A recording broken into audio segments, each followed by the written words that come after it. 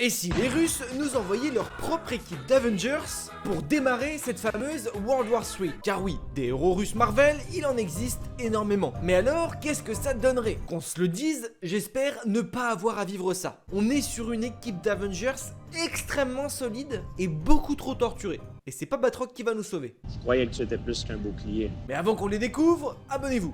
Et si vous êtes déjà abonné, alors vous likez ou vous commentez. Bon, on commence par la plus célèbre des Russes, Natalia Alianova Romanov, dit Black Widow, la meilleure espionne de sa génération. Ai-je vraiment besoin de la présenter? Je ne pense pas. À ses côtés, son paternel de cœur, Red Guardian, le gros lourdeau qui fait des blagues bien douteuses, fait aussi partie de ce pays. Il est leur Captain America avec un supplément vodka. Un autre gros bourrin, parce que vous allez voir, cette équipe est complètement bourrin. Sauf que lui, il est un peu plus costaud que les autres.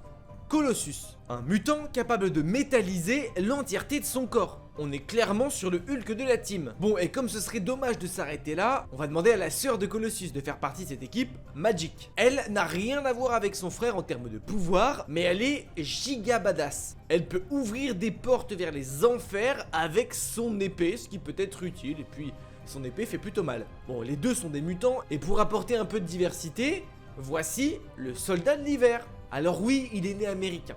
Mais les gars, il a littéralement été un agent soviétique pendant des années et c'est eux qui ont créé son identité de Winter Soldier. Comment ne pas le mettre dans cette équipe?